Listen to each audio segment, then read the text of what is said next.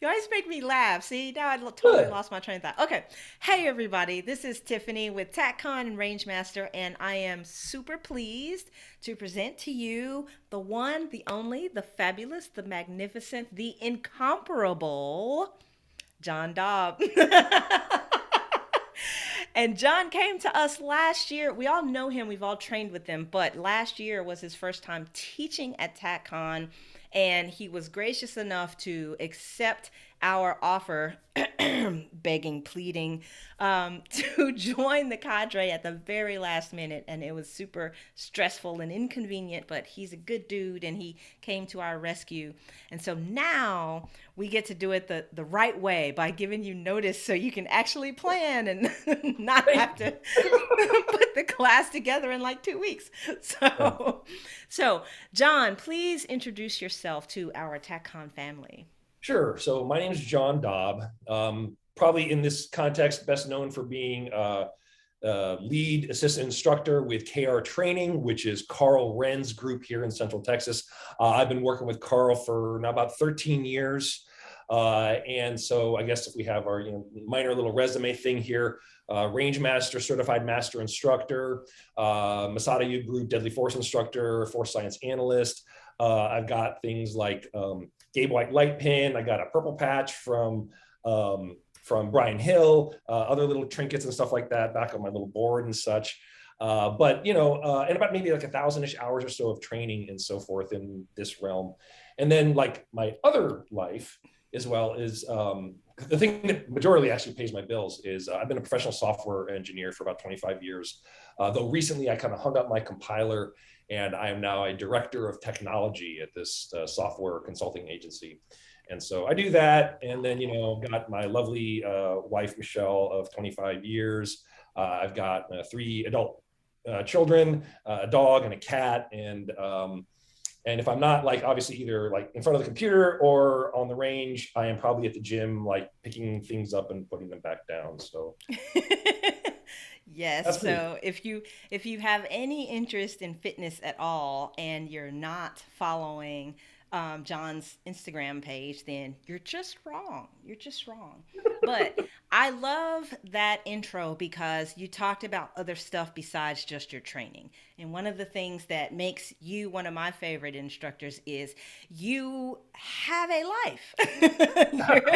You're not, you teach, you train, but you also have a job that has absolutely nothing to do with guns, and you've got a family and pets and kids and hobbies and all this stuff. So that's why I'm super fascinated to hear about a new class that you are pitching for this year, which is called Minimum Competency for Defensive Pistol. Now please tell us about that class. So I think it started about 2012, 2013 or so. I started getting really interested in the topic of minimum competency. In other words, what is the actual like floor? What is the amount of skill that one needs? And then this is talking purely limited to the notion of like mechanical skills of gun shooting and such like that. Uh, what does someone actually need to be able to be able to prevail in a gunfight, to be able to do as what many people say, I want to just be able to protect myself and my family and my loved ones. Like, what is that actually?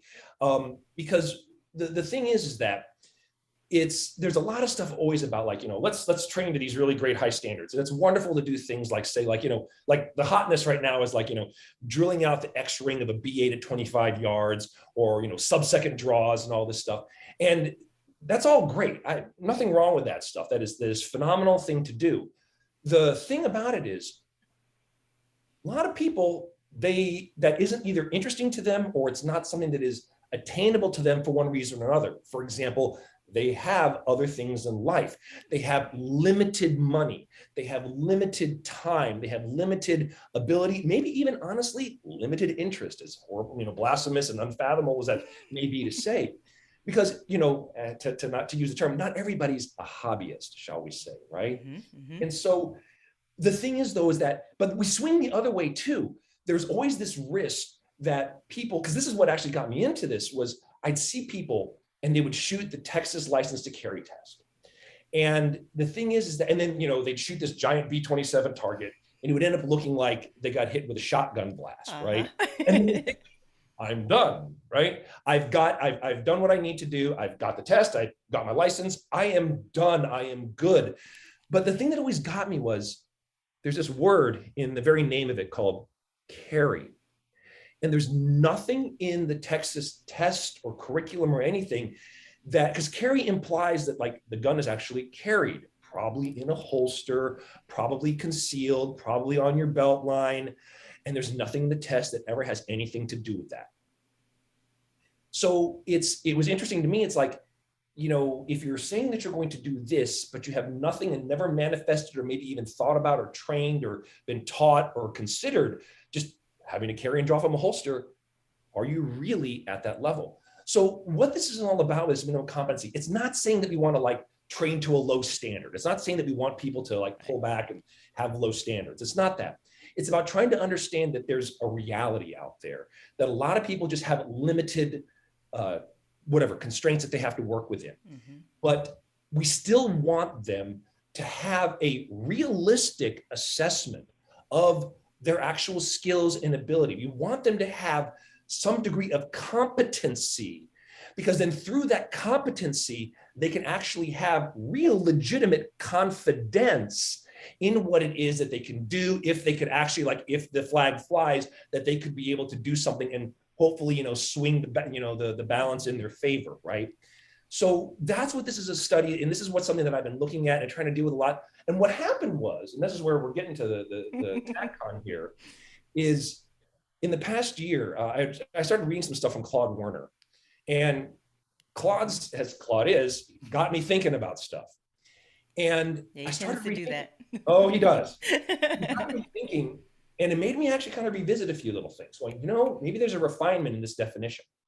So I thought, well, TacCon, this is a unique opportunity. The people that come to TacCon is this unique body of people, I think, versed in this topic.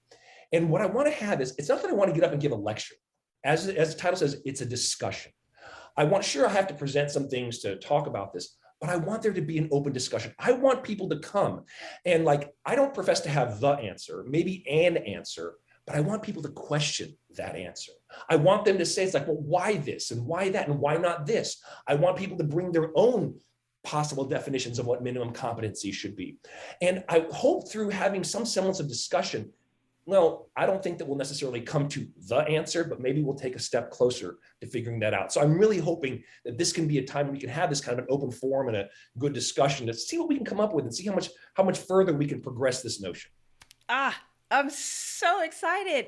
Folks, if you aren't itching to get to this class after hearing that explanation from John, then I don't know what kind of ice water is running through your veins. But one of the things that John is able to do, because he has a life, because he's opted against, dry firing for 5 hours a day, is he has time to write books, right? You've got a book?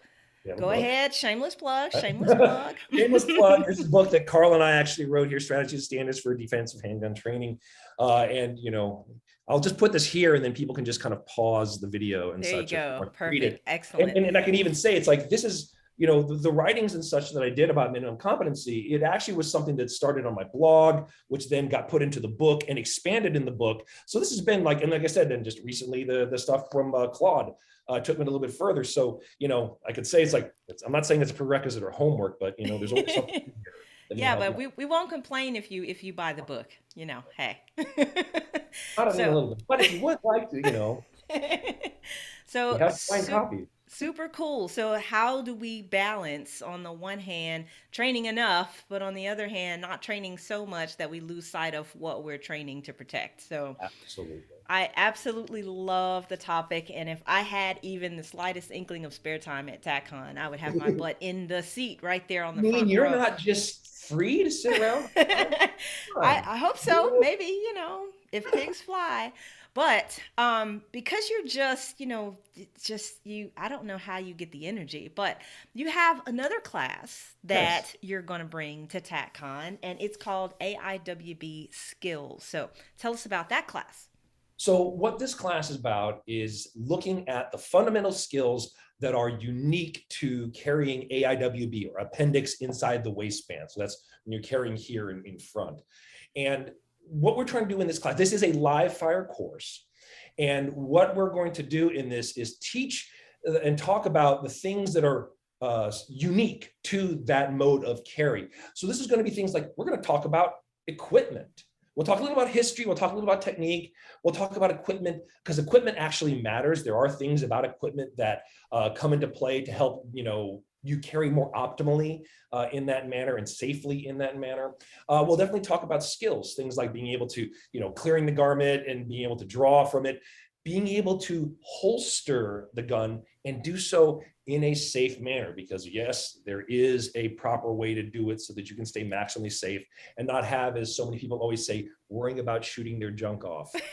So, I mean, that's the thing everybody worries about, but that's the thing that we really want to try to address in this, is how to be able to manage and manipulate the gun in the context of AIWB so that you can do so safely, effectively, efficiently, and well. And also, this is a class that we're going to try to keep a little on the low round count side, because even though ammo is starting to come back, obviously it's not as scarce of a thing, it's still kind of expensive. And so again, trying to be sensitive to people's resources and such. This is going to be a low round count, but hopefully a very high in information and in skill and constructing things in a way so that you're going to have a lot of good work and you'll get a lot of the important stuff. And we don't have to, burn a whole lot of ammo in order to do that. So Excellent. So, quick follow up question: is this class best suited for long time AIWB folks, or is this equally well suited for somebody who's curious about AIWB and has never carried that way before? I'd say there's a bit of bias towards the latter. People who Okay. probably haven't carried before, or maybe have, but maybe they haven't gotten some formal instruction or still feeling a little squirrely or uncertain. I'd say that's probably a little bit more of who this class is probably best suited to. Gotcha. Or folks who have been doing this for a long time and are now teaching others. Maybe you can come to the class and steal some of John's awesome teaching techniques. I Just accept saying. royalties. I accept royalties. And you can buy a book while you're there. So, folks, John, as you can see, he is phenomenal, and it is impossible to be bored while you are attending his class. As you can see, he's an amazing speaker and an amazing teacher. And if you think he's awesome, wait till you meet his wife, because that's where the real sunshine starts to resonate. So, just a quick recap. John is bringing two classes to TacCon. He's bringing AIWB skills, and he's bringing, let's see, let me get the title right, Minimum Competency for Defensive Pistol. All right, I am excited. Can't wait to see you in Dallas. Thank you so much, John, and I'll see you soon. All right. Look forward to seeing you soon too, Tiff.